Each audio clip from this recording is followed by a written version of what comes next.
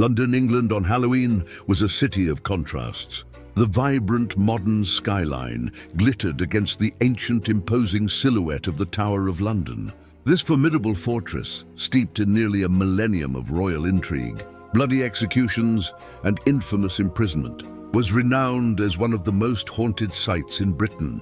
Its stone walls saturated with tales of headless queens and spectral princes. For Dr. Sera Thorne, a pragmatic forensic historian specializing in political trauma and institutional memory, this Halloween represented a profound professional challenge. She had gained exclusive overnight access to the tower's most infamous location, the Bloody Tower, where the princes in the tower supposedly vanished, convinced that the pervasive reports of ghostly apparitions and chilling cold spots were merely psychological projections, amplified by the tower's oppressive atmosphere and its grim history, rather than genuine paranormal manifestations. Her objective: to establish a definitive historical and environmental profile of the hauntings, aiming to provide a scientific explanation for the phenomena, or if nothing manifested, to offer a final, empirical closure to the victims' stories. Sera, whose keen eye for historical detail and unwavering scientific skepticism protected a deep, almost academic fascination with human suffering, dismissed the endless anecdotes of spectral queens and phantom children as charming but ultimately unfounded superstitions. She believed every eerie sensation had a rational explanation: drafts, the groaning of ancient timbers, or the power of expectation amplified by the tower's grim antiquity. Her team consisted of two equally pragmatic but increasingly uneasy graduate students, Leo and Clara, who shared her academic rigor but less of her stoicism in the face of the tower's chilling reputation. They arrived at the Tower of London on the evening of October 31st. The crisp London air carrying the earthy scent of old stone, dampness, and a faint metallic tang, like ancient rust and forgotten blood. The colossal dark stone walls of the tower, with its towering turrets and battlements, seemed to glower under the bruised purple and ominous orange twilight sky. A scattering of carved pumpkins, their glowing orange faces twisted into menacing grimaces, adorned the tower's main gate and some internal courtyards, a festive gesture by historic royal palaces, but their light seemed to pulsate with an unnerving, almost sentient intensity in the deepening gloom. Their designated study area was the notorious Bloody Tower, a square, three-story fortress within the larger complex, famously associated with the disappearance of the young princes Edward V and Richard, Duke of York. This area was the epicenter of the tower's most extreme claims, famous for sudden temperature drops, disembodied cries, and the inexplicable feeling of being watched or touched. Sera meticulously set up her specialized equipment: thermal cameras, highly sensitive microphones, seismic sensors, and electromagnetic field (EMF) detectors, hoping to capture any subtle environmental anomalies. A single battery-operated jack-o'-lantern, its orange LED flickering steadily, sat on a nearby rotting wooden chest, a practical light source among the sophisticated gadgets, and a defiant symbol against the tower's grim history. Hours passed. The initial data was frustratingly inconclusive. Microphones picked up nothing but the distant hum of the city, filtered by the thick stone. Thermal cameras registered no unusual heat signatures, and seismic sensors remained silent. Sera, her voice calm and analytical, began her video log, a hint of professional satisfaction in her tone. "As expected," she stated, adjusting her glasses, "the Bloody Tower, despite its notorious reputation, presents no evidence of genuine supernatural activity. The tower's hauntings, in all likelihood, are fascinating psychological effects, a testament to its immersive history and the power of local folklore." But as the clock's ancient chimes echoed midnight, marking the shift to All Hallows Day, a profound and undeniable shift occurred. The temperature in the Bloody Tower plummeted so rapidly that Sera could see her breath. Her thermal camera flared with an icy blue, confirming the inexplicable drop. Then her EMF detector, previously dormant, screamed to life, its red lights flashing violently, registering a massive electromagnetic surge emanating from the very center of the bloody tower, near the rumored site of the prince's final imprisonment. A faint, rhythmic scraping sound, like soft footsteps dragging on stone, began to emanate from the darkest corner of the room. It wasn't loud, but it was insistent, rhythmic, growing in intensity. Sera froze, her scientific composure utterly shattered by a primal wave of fear. This was not a structural anomaly. This was intelligent. This was active. Is anyone here? Sera whispered, her voice tight with a fear she hadn't anticipated. The scraping stopped abruptly. A guttural moan, low and laden with profound agony and ancient malevolence, filled the bloody tower, echoing from all directions as if coming from the very stone itself. It was the sound of unspeakable suffering, centuries old. Then, from the absolute darkness of the wall where the scratching originated, a shimmering, translucent figure began to coalesce. It was indistinct at first, like swirling smoke, but slowly, horrifyingly, it began to take the shape of a young boy, dressed in tattered, spectral medieval clothing. His features were gaunt, his eyes hollow pits of despair, yet burning with an intense, pulsating orange light. His body was frail, almost translucent. In his translucent hand, he clutched a spectral, rusty toy sword. His presence radiated an overwhelming aura of ancient evil, profound grief, and predatory intent. This was not a residual haunting. This was an intelligent entity, a revenant. Sera recognized him from historical records as Prince Edward the Thieves, one of the princes in the tower whose spirit was rumored to be eternally bound to the tower, guarding a terrible secret. And he was here. Sera's academic detachment dissolved completely. This was real, terrifyingly, impossibly real. "Edward!" Sera stammered, clutching her recording device. Prince Edward, the spectral prince, did not speak. Instead, a torrent of vivid, horrifying images flooded Sera's mind. 15th century London, a time of political upheaval, ruthless ambition, and royal murders. She saw Edward not as a mere child, but as a young prince caught in a terrifying conspiracy. He discovered a secret society, the Serpent's Crown, operating within the tower, performing dark rituals to harness the potent energies of royal bloodlines, seeking to open a temporal rift, a thinning of the veil, specifically on Halloween, when the spiritual energies were at their peak. His disappearance, along with his brother Richard, was not a simple murder. It was a deliberate act, a ritualistic sacrifice to open a gateway to another dimension, a void of eternal power. Edward, a witness and unwilling sacrifice, was silenced, his spirit trapped, bound to the tower not as a victim, but as an unwitting guardian, a key to a powerful portal. The entity he served was not malevolent, but an ancient cosmic force of pure dominion that sought entry, using the tower's royal history as its anchor. Edward's grief was not directed at his murderers alone, but at the perpetuation of the ancient pact, the endless cycle of sacrifice and deceit that corrupted the monarchy's very soul.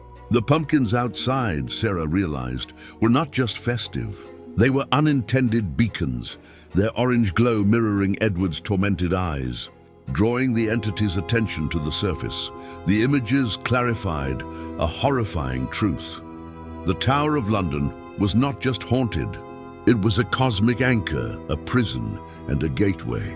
Prince Edward V was merely a sentinel, his torment a byproduct of a much larger ancient ritual. The parasitic entity, an ancient, alien intelligence of pure consuming power, was the true power behind the tower's hauntings. Bound to the bloody tower, and on Halloween, its hunger for entry was at its apex, demanding not just human fear, but a complete forfeiture of sovereignty, a tearing of the fabric of history to become its permanent conduit. And Sera's meticulous analytical mind, which had delved so deeply into its domain, made her the perfect vessel for its eternal conquest. The bloody tower grew colder, thicker with unseen presences. Sera felt phantom hands, bony and icy, pulling at her clothes, tearing at her skin. Leo and Clara huddled together, whimpering. The EMF detector screamed, its red lights a blinding, ceaseless red. The whispers, a cacophony of ancient cosmic chants and guttural demands for passage, filled his mind. Power, power, claim the throne. Release us. Eternal dominion. The spectral Edward glided closer, his hollow orange eyes fixed on Sera. His translucent hand, clutching the spectral toy sword, reached out not for his throat but for his mind, seeking to transfer the unending burden of his frustrated rage and the entity's cosmic grasp. Claim the crown, his silent voice echoed in Sera's thoughts. Witness the true power. Unleash the dominion. Sera, caught between terror and a sudden, profound understanding, fought against the mental intrusion. She recalled an obscure passage from an old English folklore book, dismissed as a meaningless fragment, a symbol of the lion's heart, an ancient Anglo-Saxon glyph that, if invoked with genuine courage and a pure intention to protect the sanctity of the monarchy, could temporarily disrupt the cosmic entity's hold on its anchor, forcing it to retreat to its dimension. The glyph, a stylized lion rampant surrounded by protective oak leaves, was believed to be effective only on Samhain, when the veil was thinnest, and if dedicated to an act of genuine respect for true kingship and defiance against overwhelming cosmic evil. With a desperate surge of adrenaline, Sera broke free from the mental hold. "No," she gasped, forcing the word out, her voice echoing through the bloody tower. "I will not claim your throne. I will not unleash your dominion." She began frantically drawing the lion's heart glyph on the dusty stone floor with her finger, recalling every detail from the folklore book. Leo, despite his terror, saw his desperate effort, and remembering a similar diagram from an old royal charter, instinctively helped her complete the intricate pattern. Clara, though still trembling, focused the portable spotlight on the glyph, amplifying its presence. The phantom hands still tugged, but less with malevolence, more with a desperate, pleading urgency for completion of the ritual. As the glyph was completed, it pulsed with a faint, shimmering golden light, starkly contrasting with the dominant orange. The spectral Edward roared, a sound of ancient fury, his form flickering violently. The orange glow in his eyes wavered, replaced by a momentary flash of frustration, then pure, unadulterated hatred. Edward lunged, but as he crossed the boundary of the glowing glyph, his form distorted, shimmering violently, as if struggling against an invisible barrier. The ancient cosmic chants and whispers ceased abruptly. The surrounding shadowy figures, the remnants of the serpent's crown's influence, recoiled, their orange glows dimming to nothing. Sera, seizing the moment, remembered another detail from the folklore. The entity's ultimate weakness was exposure to raw, untamed human innocence and the sounds of pure, unadulterated compassion, sounds that mirrored the balance of the natural world and the human spirit, not the consuming power it preferred. She looked at his small, LED-lit pumpkin, still flickering on the wooden chest. It was a simple, harmless object, but now it felt like a conduit for a different kind of power. With a desperate prayer for human innocence and the sanctity of compassion, Sera grabbed the pumpkin. "This is not your throne, entity!" she screamed, his voice ringing with defiance. "This is the sanctuary of innocence, the sound of compassion." She hurled the glowing pumpkin towards Edward. The pumpkin struck the spectral form, not with force, but with a sudden, blinding burst of pure golden light, accompanied by the ethereal, soaring sound of a child's gentle lullaby. Edward convulsed violently, letting out a final ear-splitting shriek that tore through the tower, a sound of ancient pain and absolute defeat. His terrifying form dissolved into shimmering golden particles that drifted upwards through the ancient stone ceiling, ascending into an unseen ethereal light, finally banished from the physical realm. The bloody tower returned to its chilling stillness, but the oppressive malevolence was gone. The EMF detector fell silent, the temperature normalized. The pervasive scent of decay vanished, replaced by a faint, clean smell of old stone and fresh London air. Emerging from the Tower of London at dawn, Sera Thorne was a changed woman. Her historical logic was utterly shattered, replaced by a profound conviction in the existence of something far older and more terrifying than mere political ambition. Her forensic quest had led her to a spiritual confrontation and, unexpectedly, to a victory over an ancient cosmic malevolence. She never again sought to simply record. She sought to understand, to respect, and to protect. Her video log, initially a quest for scientific debunking, became a testament to a genuine encounter with the supernatural, watched by thousands. She never returned to purely debunking haunted locations. Instead, working with Leo and Clara, and with the support of the Tower's Historical Trust, she used her platform to advocate for the respectful preservation of such sites. Recognizing their potent living history, she published The Lion's Heart, Prince Edward and the Silent Scream, detailing not just the historical context of the tower, but her terrifying encounter, the true nature of the entity, and the ritual that bound it. From that Halloween forward, the grim legends of the Tower of London began to shift. Fewer aggressive hauntings were reported. Visitors spoke of a palpable sense of peace in the bloody tower, a subtle presence, but no longer one of malevolence. The entity was banished.